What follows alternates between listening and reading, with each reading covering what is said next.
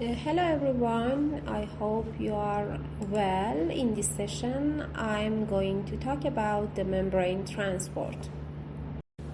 As figure shows, the total body water is 40 liter and 60% of body weight. The total body water divided into compartments: intracellular fluid, ICF, and extracellular fluid, ECF.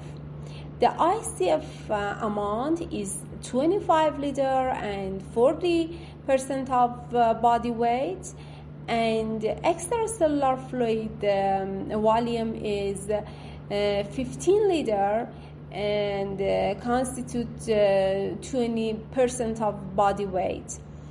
As you see, the extracellular fluid divided two parts. Interstitial fluid or IF, that volume is 12 liter and constitute 80% of ECF, and plasma volume is 3 liter and constitute 20% of ECF. This picture shows the Claude Bernard was a pioneering French physiologist, known for his significant contributions to the understanding of the internal environments of the body. Bernard introduced the idea that the body maintains a stable internal environment despite external changes. This stability is crucial for the proper functioning of the cells and organs. You must know this internal environment is the other name of the internal environment nowadays called external fluid. This fluid is outside of the cells, and which include interstitial fluid and plasma. The composition of intracellular fluid and extracellular fluid are different, and this difference is crucial in physiology. As you see, the intracellular fluid is rich in potassium and with low sodium concentration, while extracellular fluid is abundant in sodium and chloride. Additionally, calcium level are very low in ICF and higher in ECF. I told you these differences are crucial for physiology function such as nerve impulse transmission and muscle contraction. This picture shows that the bilayer membrane exhibit a selective permeability to various substances. For example, as you see, the hydrophobic molecule, for instance, O2, CO2, N2, and benzene, easily transfer from this membrane, because this substance soluble in the cell membrane.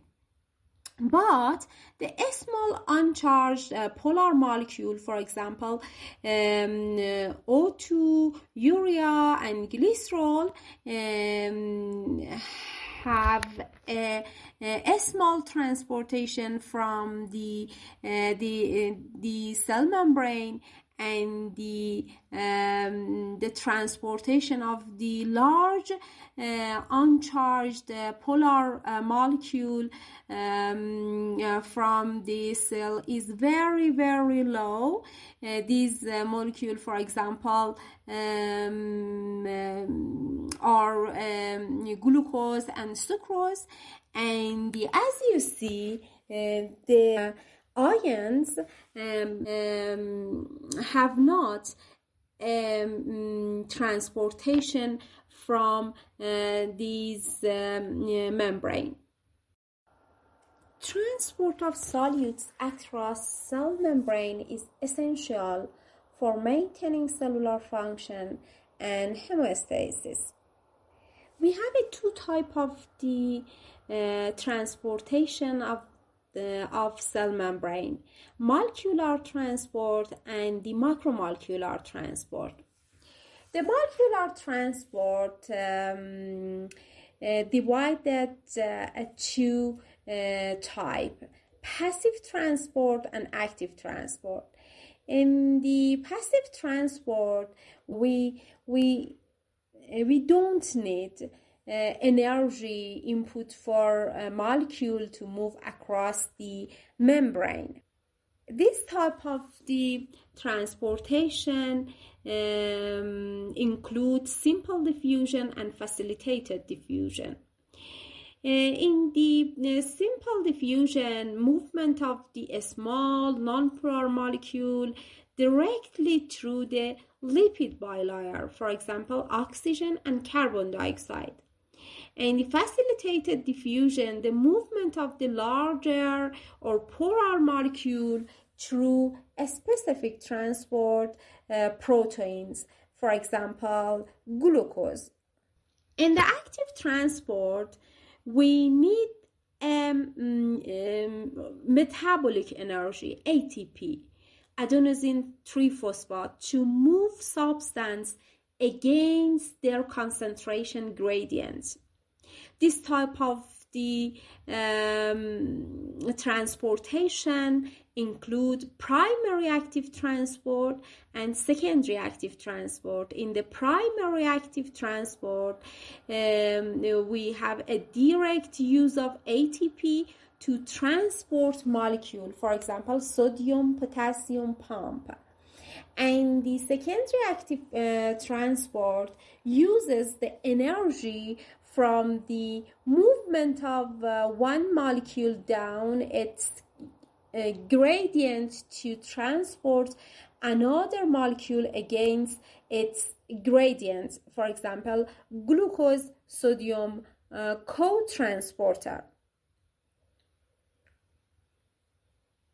The another type of the transport was macromolecular transport. In the macromolecular transport, we have a vesicular transport, involve the movement of large molecule or particle via vesicles. The vesicular transport divided two types: exocytosis and endocytosis. The exocytosis is process by which cells expel material, for example, neurotransmitter release. The endocytosis is process by which cells engulf material from the outside. For example, phagocytosis for large particles and pinocytosis for fluids. So the molecular transport can be categorized into passive and active mechanism, while macromolecular transport involve vesicular process. Each method is crucial for cellular function and maintaining homeostasis. As I told you, the passive transport is the movement of substance across a cell membrane without the use of cellular energy. This process relies on the natural kinetic energy of molecule and their concentration gradient. I told you the passive transport divided two types, simple diffusion and facilitated diffusion. As you see, the simple diffusion is an unassisted type of diffusion in which a particle movement from higher to lower concentration. But the facilitated diffusion is the transport of substance across a biological membrane through a concentration gradient by means of a carrier molecule or by means of a protein. A carrier molecule is a type of the protein. Because another type of the protein, additional of carrier protein that help to facilitate diffusion of substance is channel from pores that allow specific ions or water to pass through. In this curve show the effect of concentration of substance on the rate of diffusion through a membrane by simple diffusion and facilitated diffusion. This graph shows the facilitated diffusion approach as maximum rate called the Vmax. Because in the facilitated diffusion we use a protein carrier or channel, so the number of these transporter channel or the for example carrier in the membrane is limited, and the spatial conformation change of the transporter protein is time consuming. So in the facilitated diffusion we have a plateau. The rate of the facilitated diffusion reached to the plateau that's called V max. And the simple diffusion we don't use a protein, so the rate of the diffusion have directly a relationship to the concentration of the substance. When the concentration of the substance is increased, the rate of the diffusion is increased. In the simple diffusion, the concentration of the substance and the rate of the diffusion have a linear relationship. But in the facilitated diffusion, at the first, this relationship is linear, but because we use a protein and we have a limitation in this protein, we have a Vmax, we have a plateau in this curve. So as a summary, the simple diffusion, some substance, for example, O2, CO2, nitrogen, and the alcohol are lipid soluble, so directly diffuse through the lipid bilayer. I told you in the simple diffusion we don't use protein, but for diffusion of water and some water soluble molecule by the simple diffusion we use some protein channel that's named aquaporins. And I told you the facilitated diffusion, all of the time we use a protein. This protein type are channel and carrier, and for example the two important substance in the body, for example, glucose and amino acid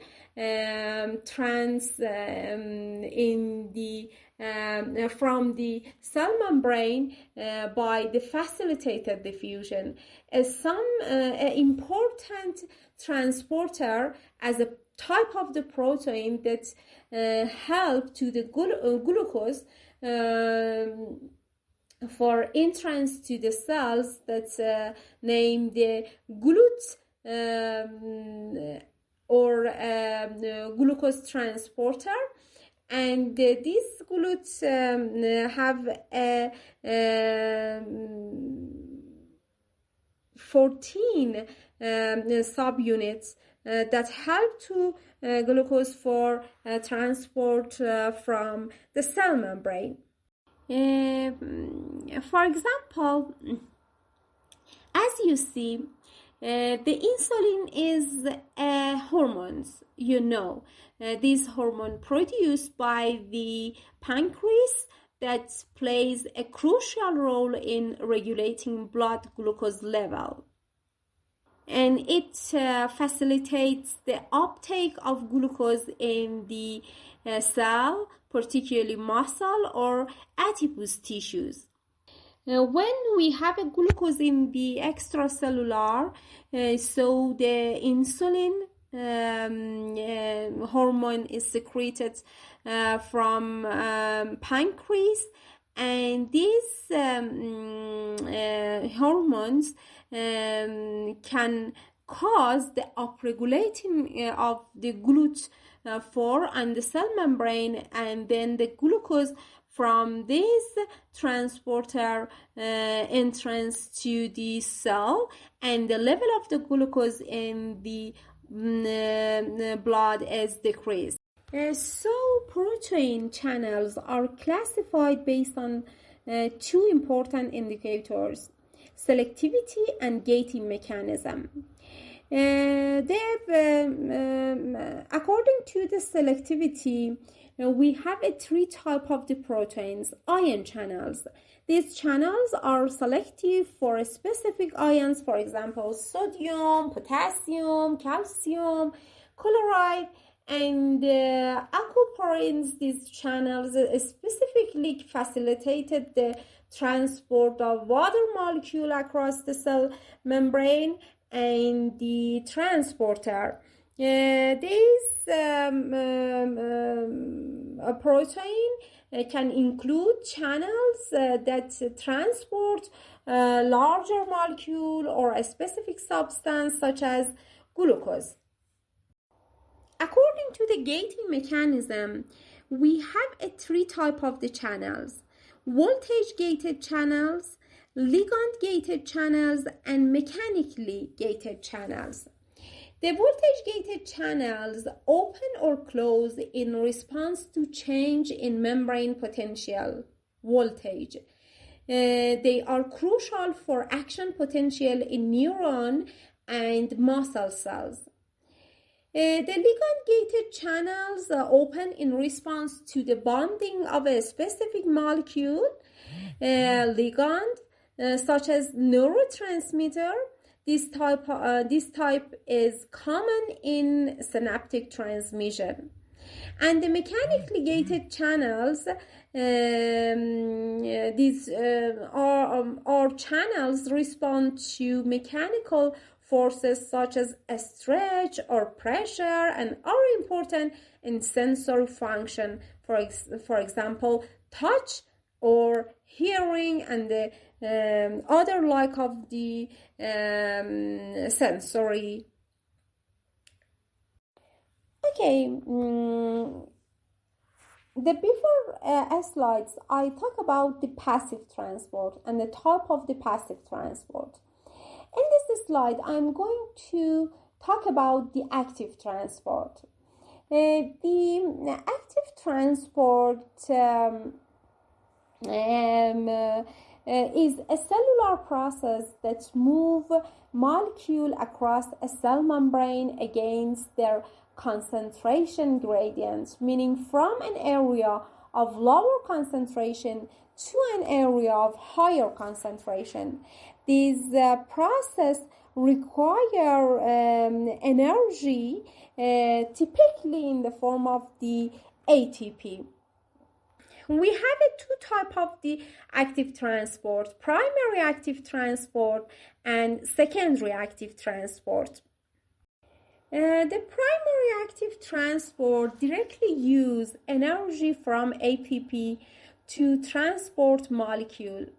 An example is the sodium-potassium pump, which moves sodium ions out of the cells and the potassium ions into the cells. And the other type of the primary active transport is a calcium pump. These are ATP dependent transporter that move calcium ions against their concentration gradient, typically out of the cells. For example, in the sarcoplasmic reticulum, calcium ATPase, this is a pump calcium back into the sarcoplasmic reticulum and muscle cells after concentration. The other type of the primary active transport is a hydrogen pump or proton pump. The proton pumps are essential membrane protein that transport hydrogen ions across cell membrane, creating a proton gradient that is crucial for various physiological processes. And the proton pump actively transport hydrogen ions against their concentration gradient, require energy, and typically from ATP hydrolysis. I told you the secondary active transport involves the movement of the one substance against its concentration gradients, driven by the movement of another substance down its gradient. This process can be further categorized into symport and antiport mechanism. In the symport mechanism, two molecules are transported across the membrane in the same direction.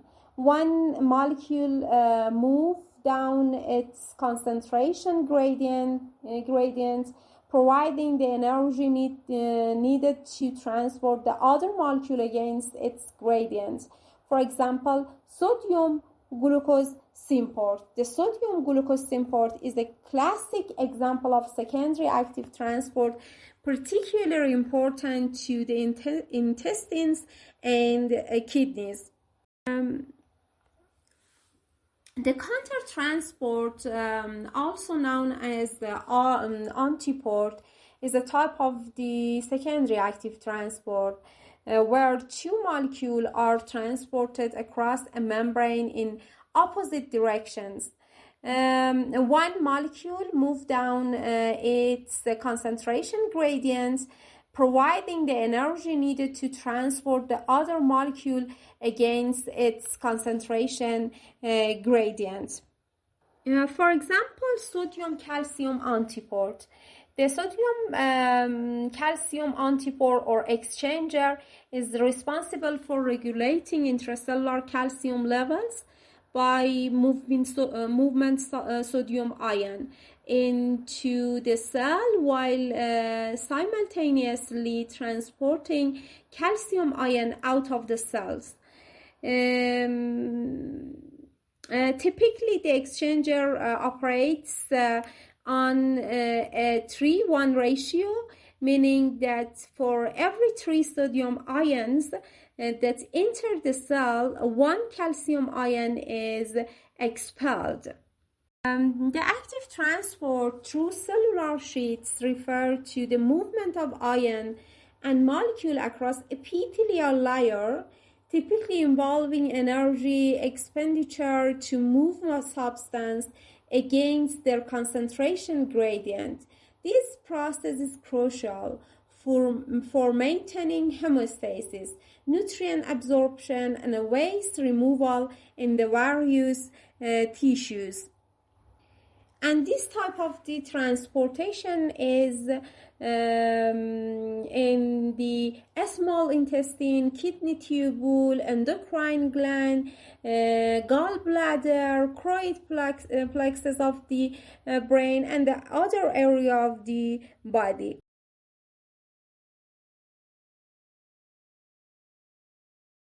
I told you the multimolecular transport refers to the movement of the large molecules such as protein, nucleic acid, and the polysaccharide across cellular membranes. This process is essential for various cellular functions, including signaling, metabolism, and immune responses. One type of the macromolecular transport is called endocytosis. As you see, this process is a process in which a cell internalizes particulate materials such as protein by engulfing them in an energy dependent manner. And endocytosis generally include pinocytosis. That's other name of the pinocytosis is cell drinking. And by this method, the fluid enters to the cell. And the other type of the endocytosis named receptor-mediated endocytosis. And phagocytosis is another type of the endocytosis that's with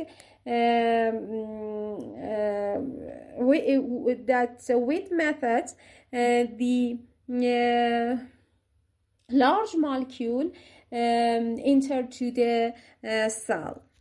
The another type of the macromolecule transport is exocytosis.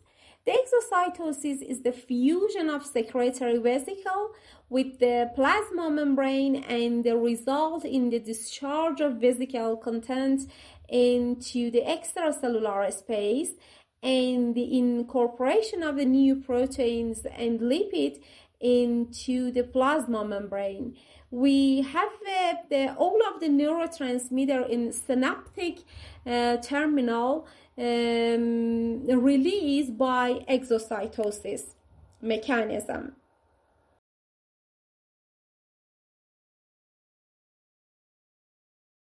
Water transport across cell membranes is a critical physiological process that maintains cellular homeostasis, regulates fluid balance, and supports various biological functions. Water moves through membranes primarily via osmosis and specialized channels called aquaporins.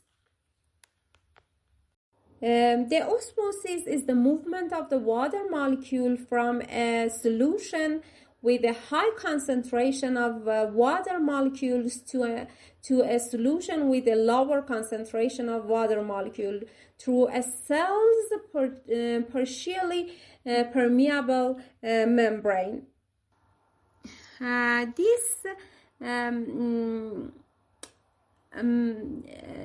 This way or this mechanism helps maintain cell trigger pressure in plants and regulate fluid balance in animal cell. Osmolarity is the measure of the concentration of solute particles in a solution. It is expressed in millimolar per liter. The total osmolarity mentioned is 300 milliosmolar per liter, which represents the overall concentration of solute particles in the fluid. And we have a osmotic coefficient. This coefficient is 0.98. So the corrected osmolarity activity is equal the 300 milliosmolar per liter multiply 0.98, so equal to 294 milliosmolar per liter. The 80% of the total osmolarity of interstitial fluid and plasma is due to sodium and chloride, and almost half the osmolarity is due to potassium ions, and the remainder is divided among many other intracellular substances in intracellular fluid. And this table shows the amount of the ions in the plasma, interstitial fluid, and intracellular fluid. And the bottom table show the extracellular fluid, intracellular fluid, and total body fluid volume and the total osmolarity. Another important concept is tonicity. Tonicity refers to the ability of a surrounding solution to cause a cell to gain or lose water. It is determined by the concentration of non-penetrating solution in the solution compared to the concentration of non-penetrating solutes inside the cell. We have three types of the tonicity: isotonic, hypertonic, and hypotonic. The isotonic solution has the same concentration of non-penetrating solution as the inside of the cell. In this case, there is no net movement of the water across the membrane, and the cell retains its normal shape. In a hypertonic solution, as a higher concentration of non-penetrating solutes compared to the inside of the cell, water moves out of the cell into the surrounding solution, causing the cell to shrink. And the hypotonic solution has a lower concentration of non-penetrating solutes compared to the inside of the cell. Water moves into the cell, which can cause the cell to swell and potentially burst.